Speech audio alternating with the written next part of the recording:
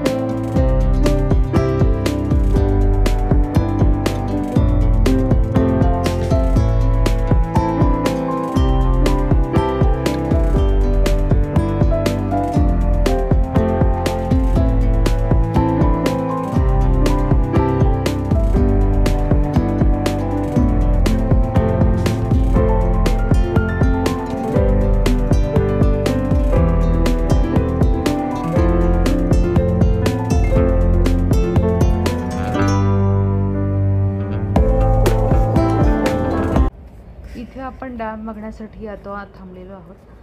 तर ऑगस्टच्या शेवटच्या आठवड्यात आम्ही इथे गेलो होतो. त्याच्यामुळे टेम्परेचर साधारण 40 डिग्री होतं. खूप त्या दिवशी ऊन होतं आणि उन्हाचा त्रास होत होता. तरीसुद्धा आम्ही वर गेलो आणि वियानला खूप ऊन लागत होतं. त्याच्यामुळे फार पुढे जाऊन मला व्हिडिओ नाही काढता आला.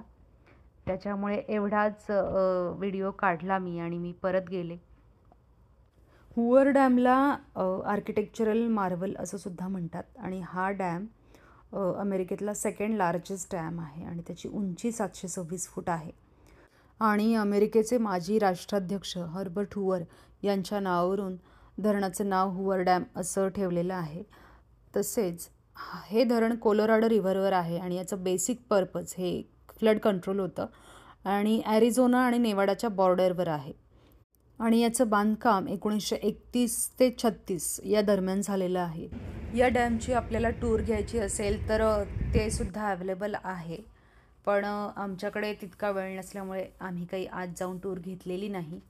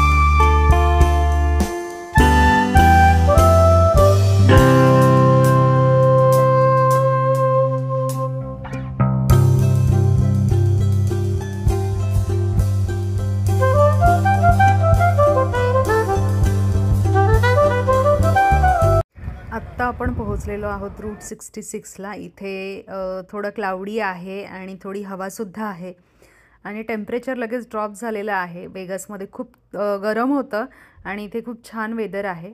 तर तुम्ही डिझनीचा कार्स मूवी बघितला असेल तर त्याच्यामध्ये तुम्हाला या सगळ्या गाड्या दिसतील.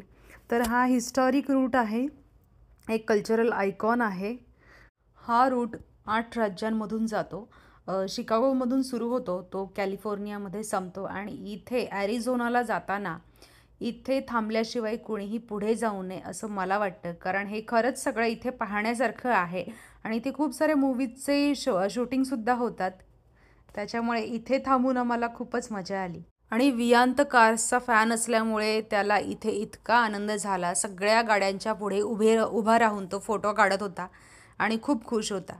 आणि इथून पुढे आपण विल्यम विलेजमध्ये स्टे करणार आहोत आणि उद्या आपण ग्रँड कॅनियन व्हिजिट करणार आहोत. तर स्टे ट्यून.